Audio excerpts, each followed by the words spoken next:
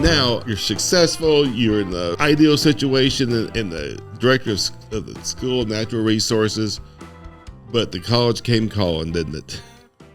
Yes, it did. And I had great fun running the School of Natural Resources. It was a time when we, as you know very well, Tim, we went through some fiscal challenges during the 2 years when I served as the director of the School of Natural Resources. But with faculty support, I took the school through a major restructuring, and we also had begun the process of the degree restructuring in the school, and we completed all of that. And we used to have 4 different degree programs. We brought that to 3, and each program has grown tremendously since then. And so that was all, the fun part of it. Mm-hmm. I'm not saying it was fun while doing, but it was challenging. But still, the faculty came together and we accomplished a number of things. And we were also able to hire,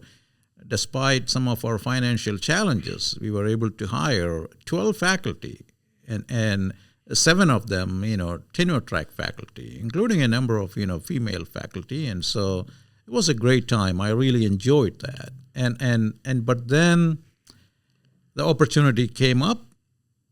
The dean came to me one day and pretty much said, "Shibu, remember our conversation we talked about when you asked me about the search for the next associate dean for research and the director of the experiment station? I told you that, yeah, we are negotiating, but if it does not work out, I'm not too worried. I have a plan B." And he looked at me and said, "Well, I didn't tell you what my plan B was, but today I can tell you. You are my plan B." And of course, it was an honor. But now, just like your farm growing up, the diversity of what you have to oversee is tremendous now. It is, and I feel blessed because I've had all this experience, like living on a farm, for example, growing up on a farm. But even as a PhD student, I spent, and even as a master's student, altogether I spent about 5 years on a farm in Indiana. And that's where I learned how to, because the tiny third of an acre farm didn't have anything mechanical. We did everything by hand. But coming to the U.S., when I started working with corn and soybean, I learned how to drive a tractor, how to use a planter, how to use a sprayer. Don Bealey, you may recognize that name. Yes. Yeah, he was the farm manager at CPAC, Southeast Purdue Ag Center, who taught me everything I needed to know to run a farm. But he gave me that opportunity to learn and use the equipment on my own. So that was a great learning experience. The diverse experience really prepared me for this job, as you said, of course, as the Associate Dean for Research and the Director of the Experiment Station. I'm overseeing multiple things. The research enterprise of our college, our portfolio is so broad, right? Plant science, animal science, food science, social science, School of Natural Resources. Yes. Of course.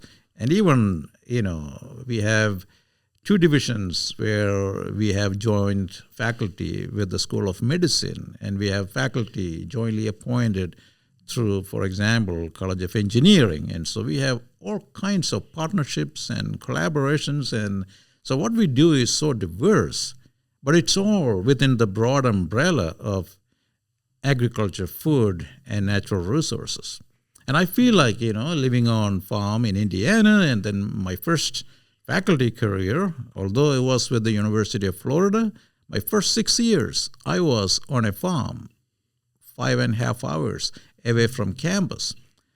So when I have the title as the director of the AES, I feel right at home because I was used to, even as a grad student, living on a farm, part of the Ag Experimentation Network in Indiana.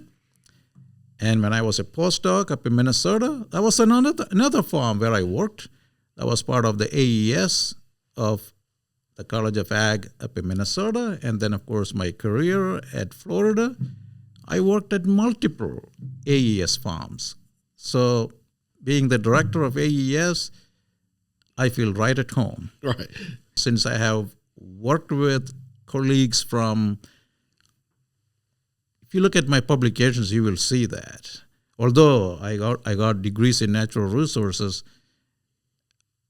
if you look at, I have over 50% of my publications in agronomy. Really? Yeah. And because of my interest in agronomy and soil science, right? Sure. So with all of that, at least I can understand and appreciate the science behind pretty much all the disciplines covered within our college. And you've been able to even expand the faculty in CAFNR and in AES more that way. I mean, you've encouraged them to really branch out, to really collaborate with more and more of each other. Exactly, and that's one thing that our college and our faculty have done really well. And I, of course, I'm not taking the credit for it, but in the last 6 years, I've really promoted that interdisciplinary collaboration. Mm-hmm. And because we established a number of those interdisciplinary centers. Right.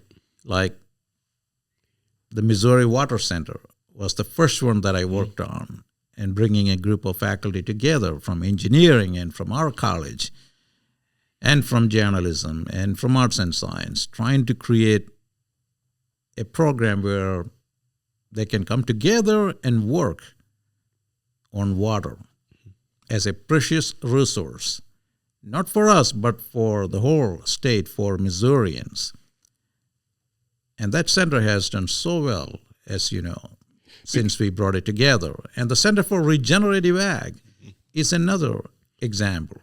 And then, of course, the Johnny Morris Institute, and I can give a number of examples, but every one of them, you will see a number of people from the biophysical as well as the socioeconomics coming together to work on a complex issue that we face for the benefit of the state.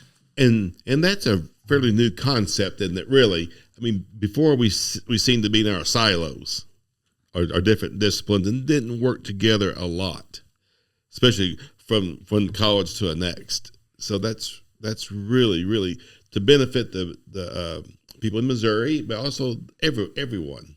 It is, and that is, of course, the new model, right? Because these challenges that we face, these are complex challenges. One discipline alone cannot take care of or resolve, the complex challenges that we face. So we need a team of experts from different disciplines to come together. And our faculty are doing a great job. And some of these interdisciplinary centers, even Center for Agroforestry is such a center. Mm-hmm. If you look at the expertise, of people from all sorts of disciplines coming together. And all of these centers have done a great job in the last few years to go after big, large funding opportunities to bring in multi-million-dollar grants. And that has really helped us expand the size and the scope of our CAFNR research enterprise. And this even filters down to the undergraduate side of things, because I know your research, Brian Garton, is an undergraduate, but this strengthens those other groups too, doesn't it? Them and extension. Definitely. And that's the other thing that I really enjoy about my job, that we work together across all the mission areas, research, the academic side as well as the extension.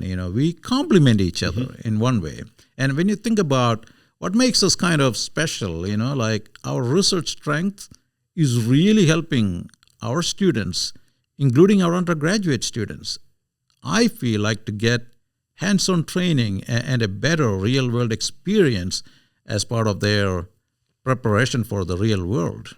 So we produce society-ready graduates because they work in our labs, right, on our farms, gaining that invaluable experience before they go out into the real world, because they don't need to be trained.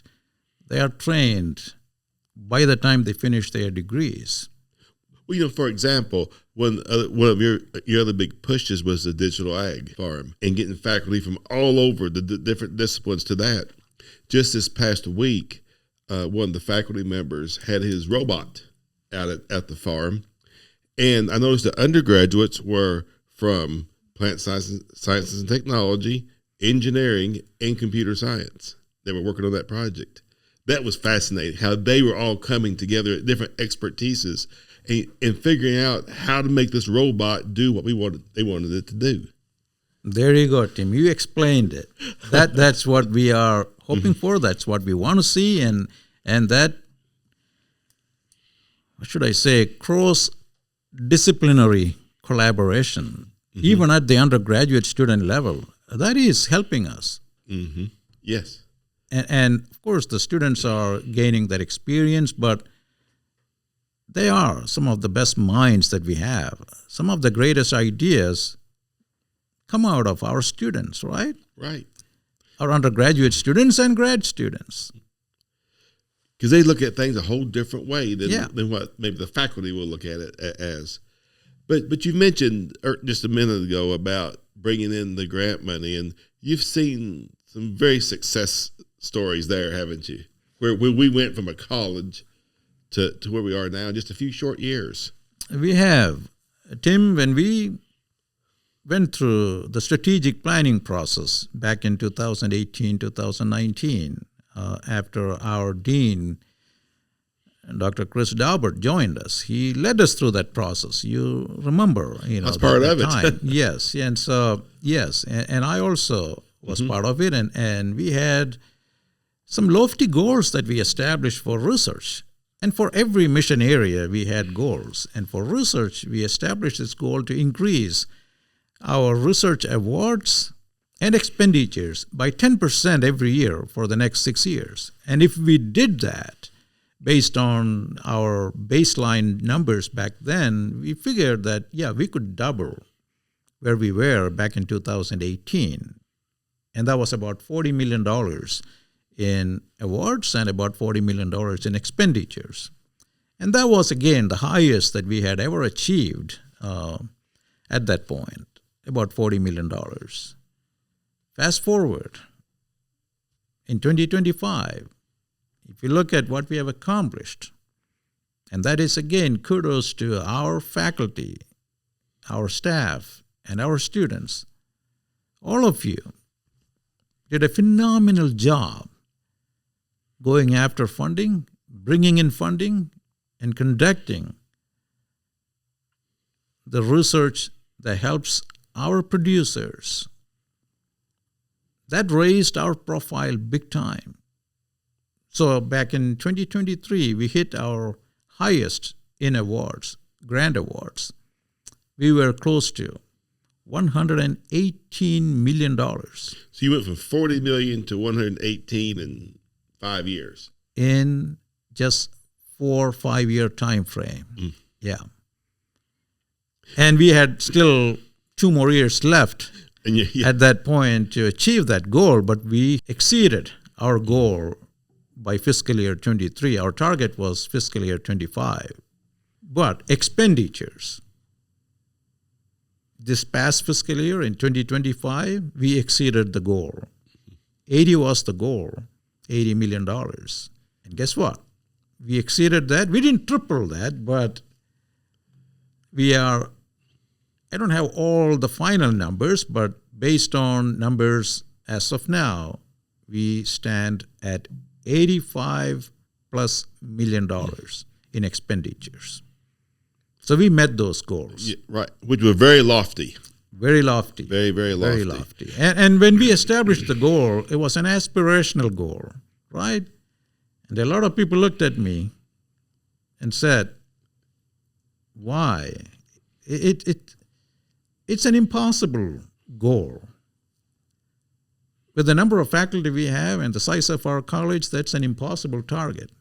Well, we made the impossible possible, thanks to our faculty, staff, and students.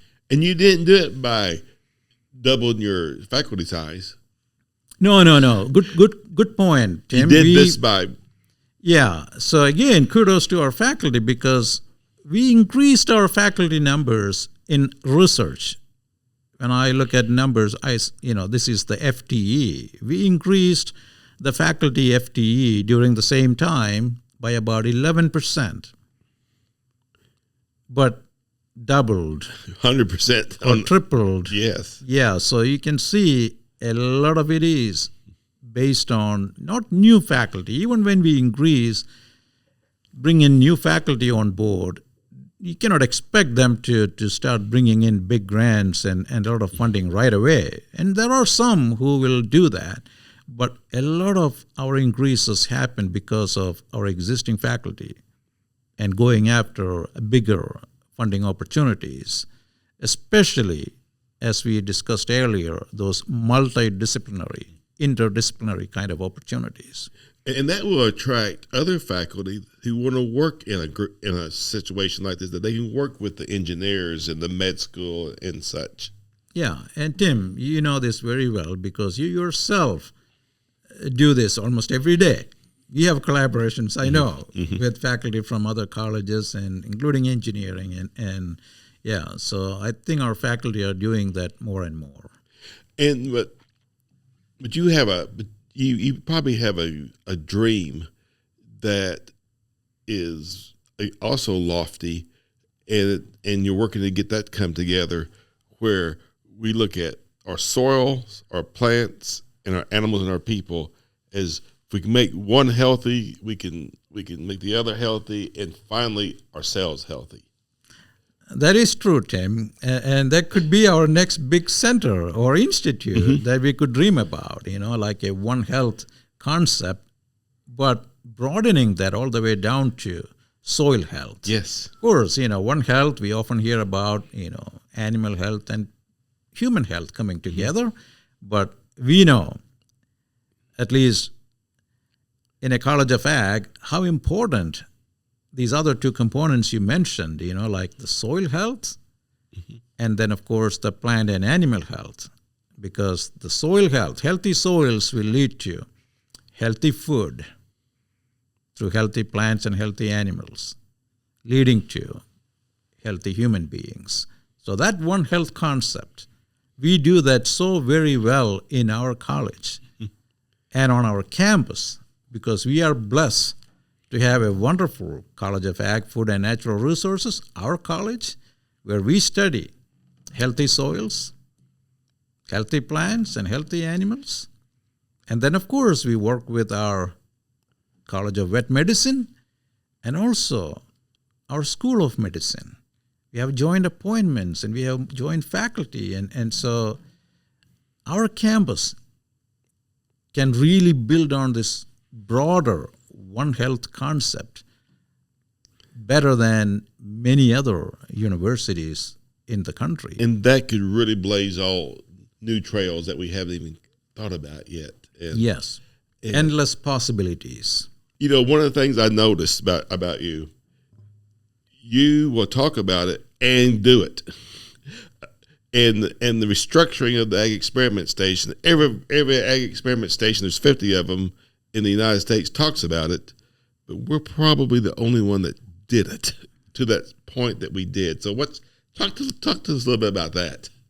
Oh, thank you, Tim, for bringing that up. And you come from, I've been also part of our previous structure, and you've been part of that too. And we both understand, where we came from. And there was a lot of displeasure, if I put it out there frankly, like people were unhappy, even within as well as even externally. So both internal and external, right? Because we all knew we could do it better.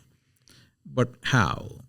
We were struggling with that. And we wanted to be a relevant experiment station for our stakeholders. And we felt like, we were not really fulfilling the land grant mission like the way we wanted to fulfill. So we put our brains together. I remember that first report came out of, I asked the superintendents, to come up with, okay, what is working, what is not working? And of course, the superintendents group made it very clear, it's time. We should do something. And of course, we didn't know what that something would mean. And over a couple of years of brainstorming, we realized, and after receiving feedback, from a national group of our peers and from our stakeholders, and after gathering all of that data, we decided, okay, maybe this is what we need to try. And that's what we tried and put together. And it was a lot of work. And I'm not saying it was easy, but as you said, every experiment station talks about it, but I don't believe we are the only one, but there are only a handful of places where we have gone through the whole 9 yard, implementing all the changes, like the way we wanted to make. And in our case, we had 22 different scattered farms and centers, and each one pretty much acting, functioning independently. What we did was we tried to bring them together under 4 regional centers. But we also wanted to make sure that these regional centers had a different name rather than just research. We wanted to bring the land grant mission to those communities. All 3 land grant missions: research, extension, and education. So we rebranded them as REACs. So we have a Northern Missouri REAC, and we put 3 farms up north together under one leadership, under a director. Central Missouri REAC, Research Extension Education Center, with a director, but about 7,000 acres coming together, multiple farms under one leadership.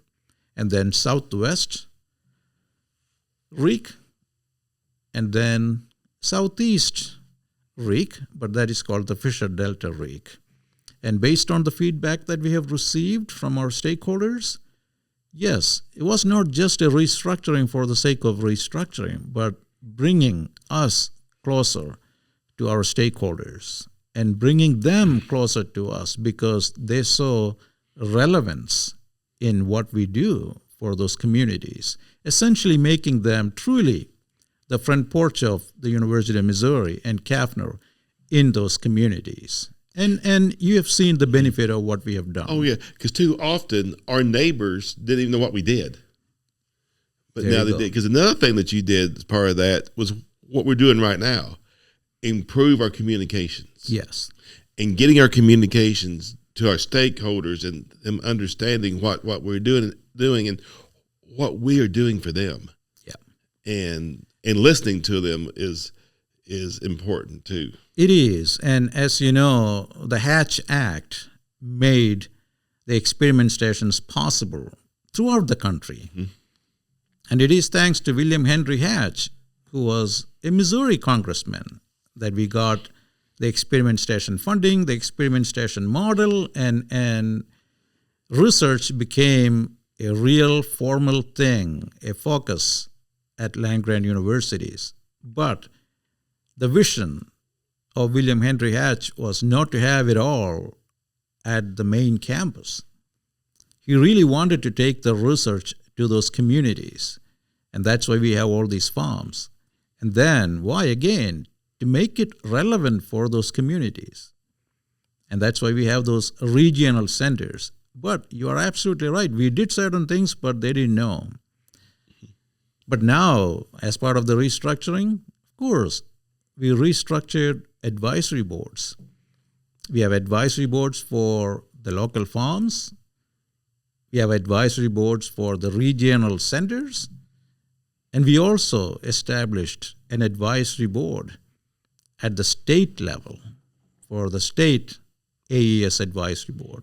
Most of our agency heads, commodity group leaders, and of course, our farmers serve on those boards. And we continuously try to get feedback from them, trying to make us even more relevant. What else can we do to help you? That's right. Right? And then send that information to them through our newsletters. So every week has got a newsletter.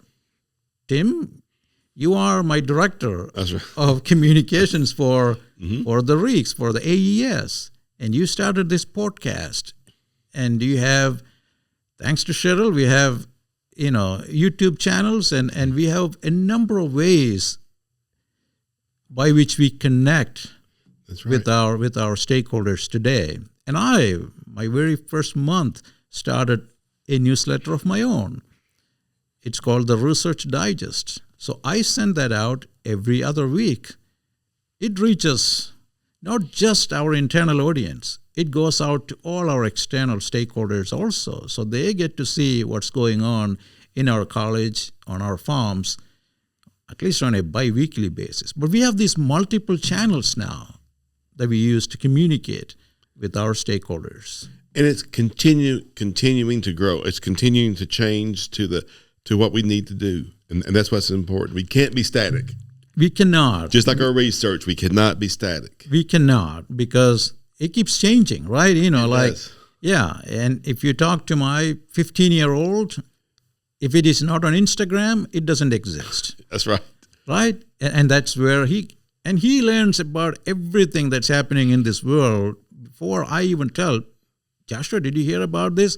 Of course, he has already heard about it. I just learned. How did you? Well, Instagram, right? Mm-hmm. So they derive their information in a different way, and we need to be on top of that. We do. To reach, our younger farmers and younger audience. When I meet with peers across the nation, they were very interested in our restructuring, how far we went. We ripped the Band-Aid off, and our communications, because they realized that is the future.